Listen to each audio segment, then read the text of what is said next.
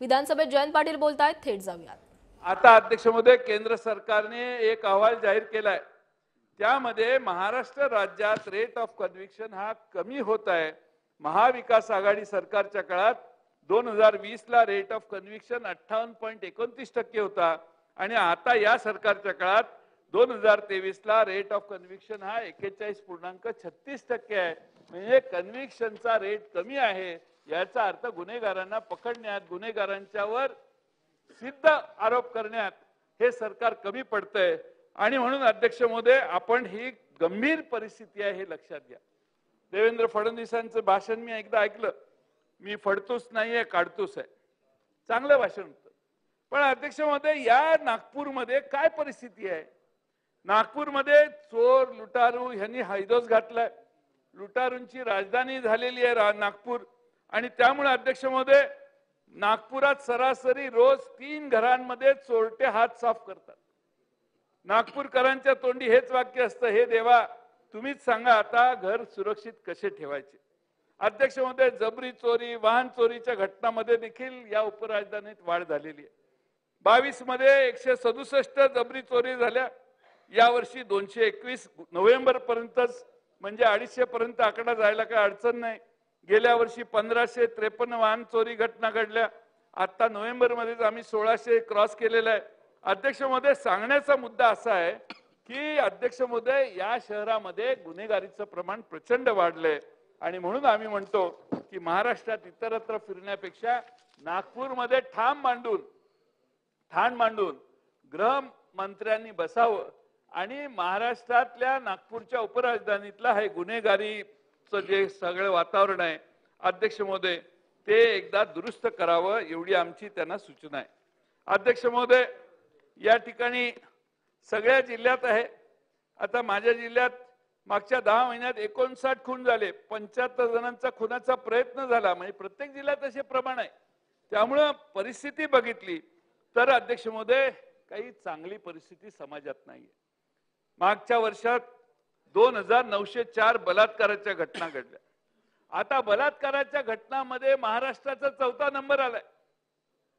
म्हणजे तो अजून ह्यांचं राज्य कंटिन्यू राहिलं तर पहिला नंबर यायला फार वेळ लागणार नाही. त्यामुळे 4थ्या नंबरला आमचं राज्य बलात्काराच्या घटनात आम्ही पोहोचवलं.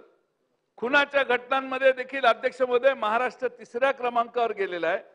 आणि अध्यक्ष महोदय, जळगाव मधली घटना, 8 वर्षाच्या मुलीची निगृणपणाने हत्या करण्यात आली. जुलै महिन्यात एरंडोल येथील वसतिगृहामध्ये 5 अल्पवयीन मुलींचे लैंगिक शोषण झाले. याला कोण जबाबदार आहे? जळगावचं नाव काढलं तर जळगावचे मंत्री आमच्या बच्चू कडूंना जवळ घेऊन बसतात. हा प्रश्न महत्वाचा आहे. बच्चू कडूंना अधिकार द्या, बघा सगळं जळगाव कसं स्वच्छ करून टाकतील. पण अध्यक्ष महोदय, जळगाव जिल्ह्यात 3 मंत्री आहेत आणि अध्यक्ष महोदय, 3 मंत्री आपल्या माता भगिनींना सुरक्षित ठेवण्यात अपयशी ठरत आहेत. या सगळ्या घटनांना कोण कारणीभूत आहे? मंत्री व्हायला काय अडचण नाही, कोणाची तक्रार नाही. पण महिलांची सुरक्षितता यांच्या काळात धोक्यात आलेली आहे, हे या ठिकाणी सांगणं गरजेचं आहे. अध्यक्ष महोदय, या निमित्ताने मी आपणा सर्वांना आणि अध्यक्ष महोदय, मंत्री महोदयांना विनंती करेन की आपण शेवटी प्रगतशील असणारं राज्य आहे.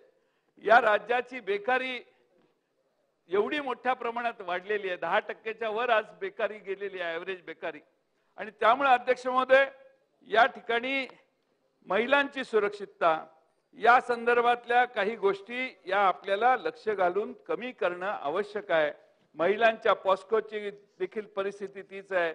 20-21 ला देखील गुन्ह्यात वाढ झाली आहे. 22 ला 964 वरून 20 सालचे आता 22 साली 1184 वर केसेस गेलेले आहेत. आणि त्यामुळे हे सरकार महिलांना सुरक्षितता देण्यासाठी पूर्णपणाने कमी पडते अध्यक्ष महोदय. आणि त्यामुळे पोलीस डिपार्टमेंटमध्ये पोलीस भरती करण्याचं हे सरकार का टाळतं हे आम्हाला कळत नाही. अध्यक्ष महोदय, मुंबईमध्ये 2023 साली सँक्शन पद 30,115 आहेत. पण फक्त 19,532 पोलीस आहेत त्यांच्याकडे. 35% जागा रिक्त आहेत आणि हे सरकार पोलीस भरतींच्या बाबतीत पावलं टाकत नाही. हे अध्यक्ष महोदय दुर्दैवाने आहे. पद रिक्त ठेवायचं, नोकर भरती करायची नाही. अग्निवीर आहे, अग्निवीर योजना केंद्र सरकारची आर्मीमध्ये जायची. मला जरा शंका आहे त्या अग्निवीर प्रमाणे पोलिसांच्या ती असे काही वीर घालायचे असं दिसतंय, कारण कॉन्ट्रॅक्टवर पोलीस भरती करायचा मानस या सरकारचा अशी माझी अध्यक्ष महोदय शंका आहे. आणि म्हणून एवढी पद रिक्त ठेवण्याचं काम काय, आता मध्ये कॉन्ट्रॅक्टवर जरा दंगा झाला म्हणून काही GR विड्रॉ केले, पण अध्यक्ष महोदय कॉन्ट्रॅक्ट भरती पोलिसांच्यात करायची कल्पना सरकारची आहे का? या हे 3000 पोलीस भरती कॉन्ट्रॅक्टवर करायची असा प्रस्ताव आहे अशी माझी माहिती आहे. आणि म्हणून अध्यक्ष महोदय की रिक्त जागा ठेवायच्या आणि मग अचानकपणाने कंत्राटदाराकडून त्या भरायच्या, हेच सध्या अध्यक्ष महोदय या सरकारचं चालू आहे.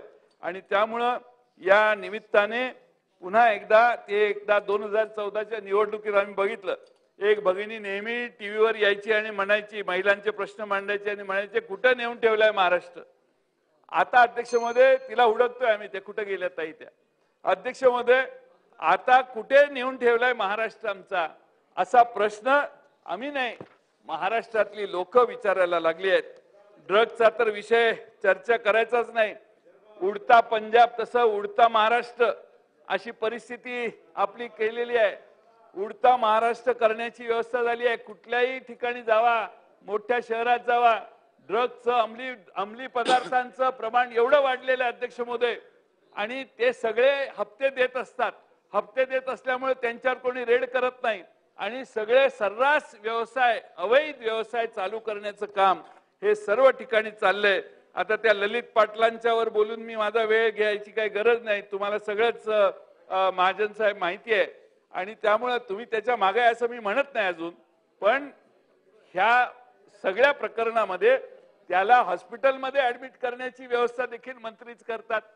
त्याला त्या हॉस्पिटलमधून पळून जाण्यासाठी व्यवस्था चालूच आहे. आणि ड्रग्जचा त्या ठिकाणी फार मोठा त्याचा कारभार आहे. अध्यक्ष महोदय महाराष्ट्रात ड्रग माफियांना राजाश्रय देण्याची आता नवी प्रथा चालू झालेली आहे.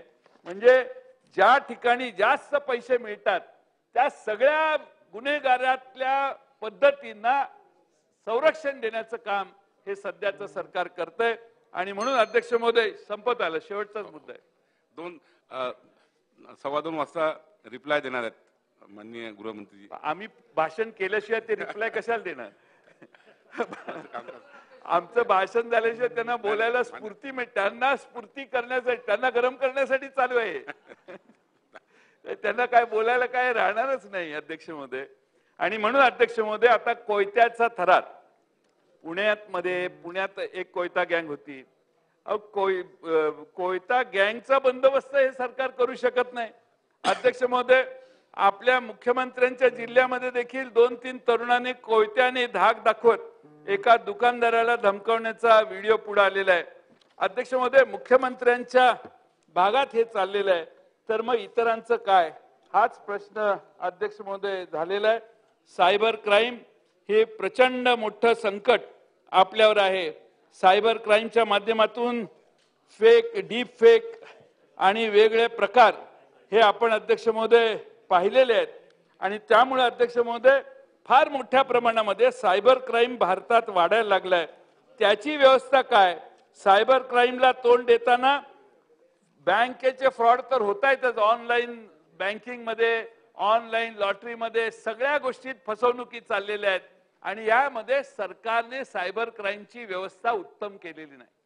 एखाद्या महिलेला अश्लील बोललं, महिलेबद्दल अश्लील फोटो टाकले तरी पोलिसांच्याकडून ऍक्शन होत नाही.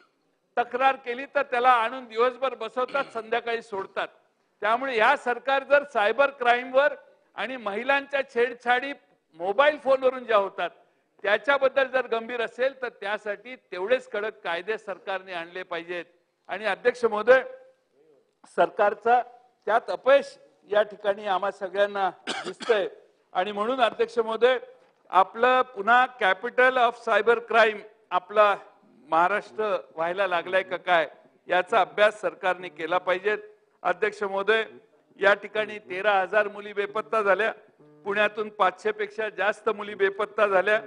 इथं मुलींचं अपहरण होतंय. राज्य हतबल झालंय असं आम्हाला वाटतंय. एवढ्या मुली पळवून नेल्या गेल्या, एवढ्या मुली बेपत्ता आहेत, पण पोलिसांना त्याचा किती रिकव्हरी किती आहे, म्हणजे मुली किती पुन्हा आणण्याचं यश मिळालं याची आकडेवारी अध्यक्ष महोदय करणं हे गरजेचं आहे. सरकारला समाजाला कळण्याची गरज आहे. अध्यक्ष महोदय, आता भारतामध्ये पहिल्यांदाच राम अवतरतोय असं वातावरण आता सुरू होईल. रामाचीच ही भूमी आहे अध्यक्ष महोदय. अयोध्येला जन्म झालेला असला तरी महाराष्ट्रात देखील राम येऊन गेला. रामाचा एवढा आदर असेल तर आमच्या सीतामाईंचं संरक्षण करायची तरी तेवढी गरज आहे. सीतामाईंचं संरक्षण म्हणजे महिलांचं संरक्षण महाराष्ट्रातल्या करण्यासाठी काहीतरी आधी करा आणि मग अयोध्येच्या रामाला पूजायला आम्ही सगळे येतो. आमचा त्या अयोध्येला विरोध नाही, रामाला विरोध नाही. पण अध्यक्ष महोदय, आमच्या सीतामाईंना संरक्षण देण्याचं काम हे आपण कधी करणार? शेवटी महाराष्ट्रात बरेच अधोगती आपल्याला अनुभवायला आलेले आहेत. अध्यक्ष महोदय, डायमंडची नगरी गेली. परवाच पंतप्रधान महोदयांनी सुरतला डायमंड बोर्सचं उद्घाटन केलं. बिल्डिंग जोरा आपल्यासारखीच झाली आहे तिकडं. फार चांगलं तिथं व्यवस्था झाली. बुलेट ट्रेन आहे त्यामुळे आता काय प्रश्नच नाही. आणि इंटरनॅशनल फायनान्शियल सेंटरही गेलं, मधले काही प्रकल्प गेले. सगळं अध्यक्ष महोदय जर आपल्या राज्यातून बाहेर गेलं तर बेकारीचा दर वाढणार. बेकारीचं मूळ हे बेकारीचा संबंध आपल्या गुन्हेगारीत आहे. आणि म्हणून महाराष्ट्रातले तरुणाई ही आता गुन्हेगारीकडून वळते. ती थांबवण्याचं काम अध्यक्ष महोदय आपण सगळ्यांनी केलं पाहिजे. आणि म्हणून अध्यक्ष महोदय, माझी सरकारला आग्रहाची कळकळीची विनंती आहे. भ्रष्टाचार तर काय आता सर्रास म्हणजे कुठेही त्याचं म्हणजे भ्रष्टाचारावर बोलणारा वेडा असा त्याचा अर्थ व्हायला लागलाय.